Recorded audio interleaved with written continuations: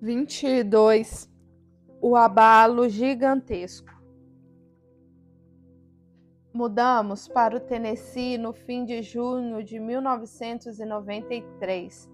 2 meses depois, em setembro, a mais ou menos 2 quarteirões de nossa antiga casa em Northridge, uma linda mulher que havia cuidado da contabilidade de nossa empresa em Los Angeles e que conhecíamos havia muitos anos, estava no carro com um filho de 9 anos para buscar a filha adolescente em um estudo bíblico na casa de um de nossos ex-vizinhos.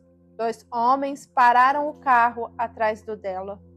Um deles aproximou-se da janela do motorista e apontou-lhe uma arma. Exigiu que ela entregasse a bolsa e a maleta, o que ela fez rapidamente, sem discutir. Ele, porém, atirou na mulher diante do menino aterrorizado, e ela morreu na hora. O marido e os filhos dela ficaram arrasados. Foi um golpe para todos nós e abalou violentamente todos que moravam na região. Não posso sequer imaginar o pavor que sentiríamos se ainda estivéssemos morando lá. Era algo que sempre temi, pois esse tipo de crime estava se aproximando cada vez mais de nossa bela e tranquila cidade. Depois disso, descobriram que havia um círculo de pornografia infantil agindo na vizinhança, debaixo do nariz de todos, em um lugar do qual ninguém desconfiava. Sempre achei que havia algo maligno ao redor, mas não sabia exatamente o que era. Nunca deixei os meus filhos brincarem no jardim, apesar de haver cerca de segurança com portões eletrônicos. Quando queriam sair, brincavam num quintal onde havia um muro de tijolos de 3 metros de altura ao redor. Sem uma escada alta, ninguém conseguia espiar por cima. A sensação do mal crescia dentro de mim à medida que o tempo passava. Agora eu sabia, porque Deus estava me advertindo. No início de 1994, já estávamos acostumados com as ondas de calor e as nevascas e começávamos a encontrar um pouco de paz. Porém, em 17 de janeiro do mesmo ano, ao ligar a televisão de manhã, vimos que Los Angeles havia sido sacudida às 4h30 da madrugada por um terremoto de magnitude 6,7 na escala Richter. Vimos os lugares que tanto conhecíamos e descobrimos que o epicentro fora em Northridge, o lugar onde moramos antes da mudança para o Tennessee. O Instituto de Tecnologia da Califórnia informou que fora a maior movimentação de terra registrado por meio de um instrumento numa região urbana da América do Norte, naquela época. O terremoto atingiu quase 6.500 quilômetros quadrados e 50 cidades, deixando 57 mortos, 12 mil feridos, 114 mil desabrigados, 100 alarmes contra incêndios e 449 mil casas e apartamentos destruídos. Foi o desastre natural mais dispendioso dos Estados Unidos. 7 pontes de uma autoestrada desabaram e 212 foram tão destruídas que ninguém pôde atravessá-las por algum tempo. Descobrimos que colocaram um aviso escrito em um papel vermelho em nossa casa em Northridge, significando que havia sido tão destruída que seria perigoso entrar nela, de modo que as autoridades da cidade a interditaram. O terremoto foi com certeza mais forte que qualquer outro que presenciei, e agradeci a Deus por não estarmos lá. No entanto, preocupei-me com todos os nossos amigos e vizinhos. Lembrei-me imediatamente do aviso de Deus ao meu coração de que deveríamos partir de Northridge imediatamente, mesmo antes de vendermos a casa. Um risco que teríamos de correr. E fazia meses que estávamos esperando vendê-la após a mudança. Era insustentável pagar as prestações e as contas normais das 2 casas. Nosso dinheiro encurtou de tal forma que não sabíamos até quando duraria. Quando, porém, ouvi a devastação em North Ridge, agradeci a Deus por termos ouvido a sua voz. Vimos pela televisão um prédio de 2 andares, a uns 10 quarteirões de nossa antiga casa, que tinha 3 andares até o segundo desabar sobre o primeiro, matando quase todos que estavam embaixo. Lembrei-me imediatamente do terror quando vivia no térreo daquele apartamento de 3 pavimentos no Studio City, e o pavor que sentia ao pensar que ele poderia desabar em cima de mim. Fazia mais de 2 décadas. O noticiário da televisão concentrou-se naquele apartamento porque as pessoas que moravam no térreo haviam morrido, mas algumas ainda estavam desaparecidas. Estremeci só em pensar no que aquelas pessoas deveriam estar sentindo. Tão logo os tremores secundários cessaram, meus filhos e eu retornamos ao local para ver os estragos em nossa antiga casa e saber se havia algo recuperável. Mas ela estava destruída, desde o alicerce, e parecia impossível restaurá-la.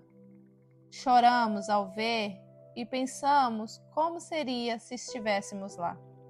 Meus filhos poderiam ter sobrevivido se estivessem deitados em suas camas, mas tinha dúvidas quanto ao meu marido e eu. O estrago fora devastador. Assinamos os documentos de venda da propriedade a negociantes de imóveis que acreditavam que ela voltaria a ser valorizada. Havíamos pago um preço alto pelo seguro contra terremoto, mas, aparentemente, não lemos as palavras em letras miúdas que diziam que só pagariam o valor da casa na ocasião do terremoto. A casa em si valia menos do que pagamos por ela.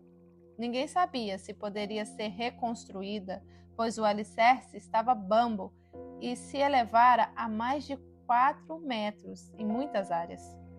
Como poderia ser reformada e quem a compraria?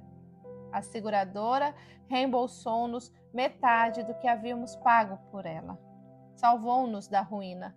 Pelo menos, não tivemos mais de pagar as prestações do financiamento por algo que já não seria mais um lar. Ficamos gratos por não estar nela quando o terremoto aconteceu, porque teríamos perdido tudo dentro dela, e talvez a vida de todos nós.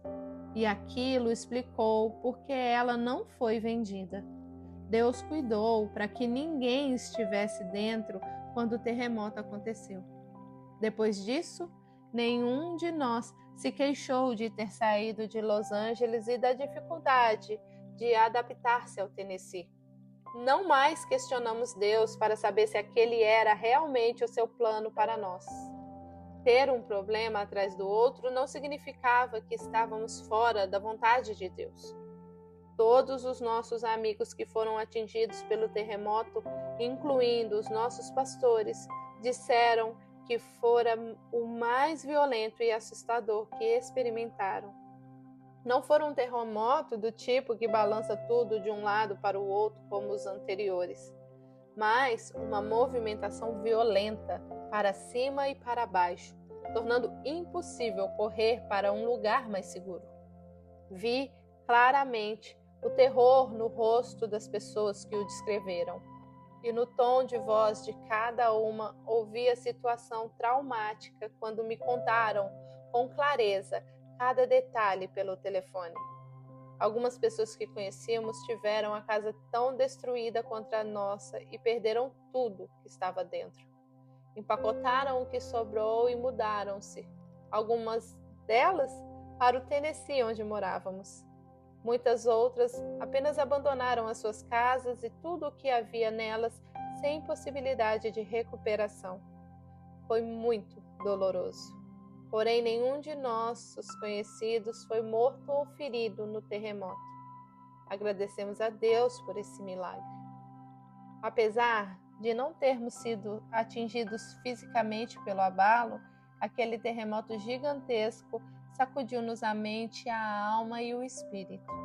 Deus deixou claro que nos livrou da situação catastrófica que teríamos vivido se estivéssemos dormindo na casa naquela noite. Se tivéssemos tentado correr para fora e possivelmente conseguido essa façanha, teríamos caído na cratera aberta pelo desabamento do teto da varanda e das 3 chaminés de tijolos. E pelo fato de nossa casa ter 2 pavimentos, o desabamento da parede de vidro externa de nosso quarto, onde ficava a porta de saída, bem como o desabamento das 2 lareiras de tijolos no quarto, teriam sido desastrosos. A parede e as lareiras caíram na cama onde estaríamos. Agradecemos a Deus por Ele nos ter feito mudar daquela casa. Enquanto eu me queixava de seus planos, Ele estava nos salvando. Agora, estávamos curiosos para saber o que Deus havia reservado a cada um de nós no Tennessee. Tinha absoluta certeza de que não teríamos conseguido nada sem orações firmes, persistentes, contínuas e fervorosas. Eu já sabia disso, mas agora havia recebido a prova cabal. Nunca mais questionei se conseguiria passar um dia sem orar. Sabia que não conseguiria.